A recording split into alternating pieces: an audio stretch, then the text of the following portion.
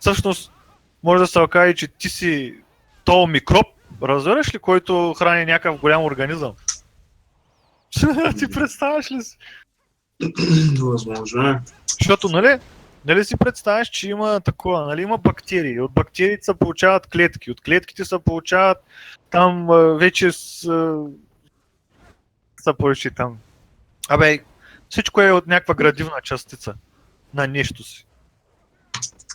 И ти откъде си мислиш, че тази бактерия се развива? Примерно.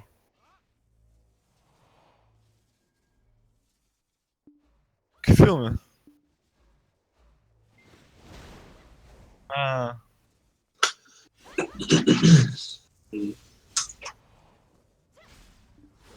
Няма какво се филмираш. Гледай там приказката и това е, никой не знае как е. Но аз си мисля, че той има бактерия и тази бактерия се развива, значи тя живее по някакъв начин. Че това, че...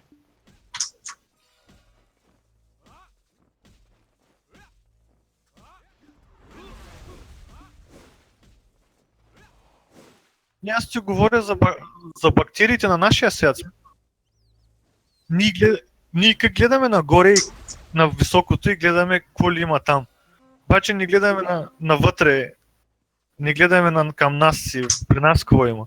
И като се замислиш, гледай навътре, примерно, към по-малките неща.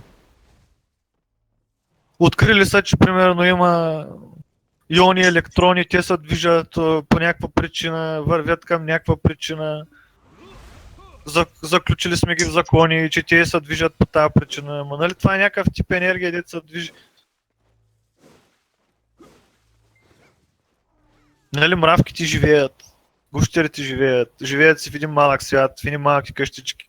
За тях света е безкраен, защото не могат да обиколят света. Една мравка не може да обиколи за живота си света. Тя се ражда на едно място и умира там.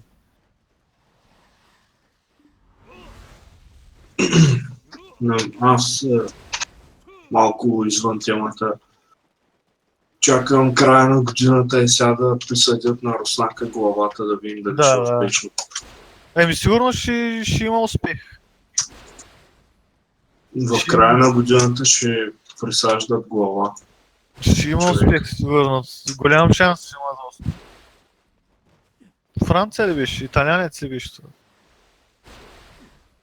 И забравях колко, няколко стотин хирурга ще работят. Операцията ще продължи около 30 или 40 часа.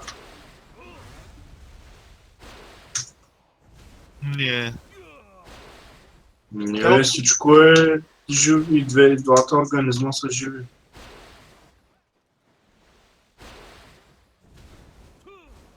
Има си там някакви неща, които поддържат. Той нервите ще му съберат, човек тъкан по тъкан ще му съберат. Да, проблема бил, че имат затруднение, защото трябва да конектват всеки нерв. Ето е проблема. Ама мисля, че са измисля решение. Нали? До последно за края на годината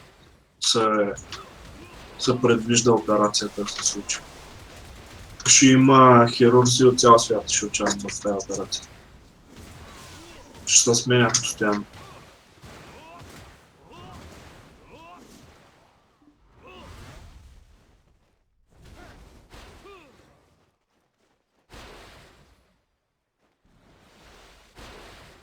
То каза, аз слушах то, каза, че е възможно да се стане, има голям шанс за успех, не се знае дали... До сега са го правили, май на шимпанзе са го правили. Голям шанс има за успех, не се знае дали ще... такова казаха, дали тялото ще приеме главата и така нататък. Това е някакъв ужас, вече, какво кажете.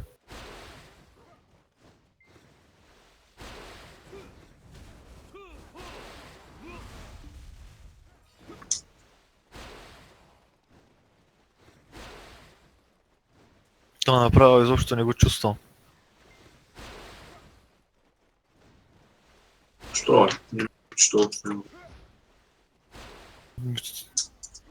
Да ти да режат главата, че ти я закачат някъде, представяш ли?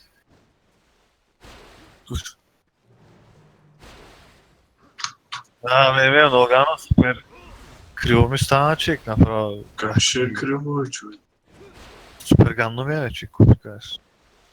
Вземат главата и ти я закачат някъде, човек. Бах ти изочта. И какъв е проблема, ако става? Франкенщайн, братче. И...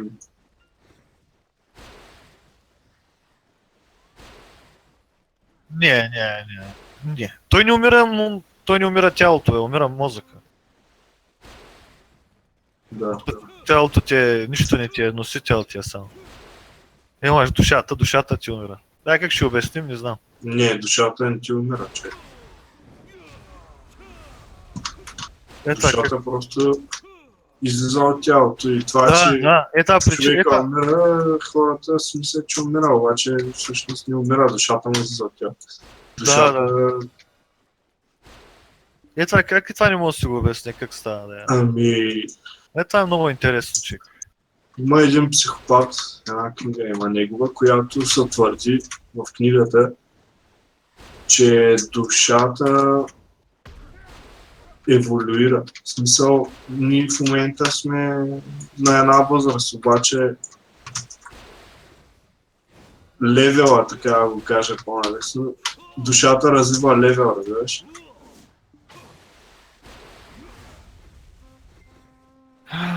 Не знам, то въпросът е какво е душата,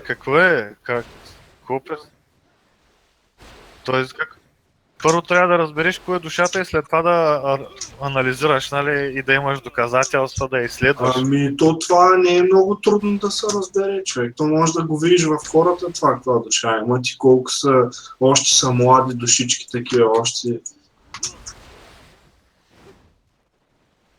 Не знам. Които никога не се осъзнават, човек. Не са ли сещаш за такива хора?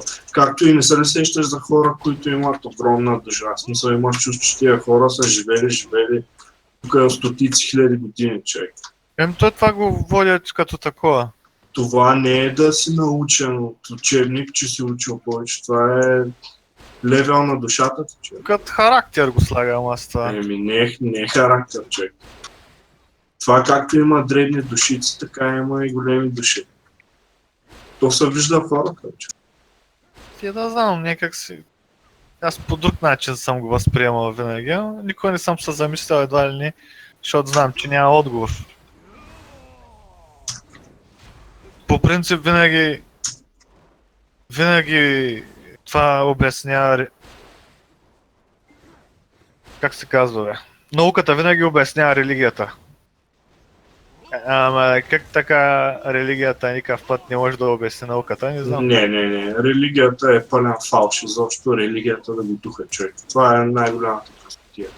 Измислена от човек религията. Такова нещо няма като религия, човек. Всичко е кинти. Религията е пари. Религията е пералня за пари, човек. Религията е заедно. Това са глупости.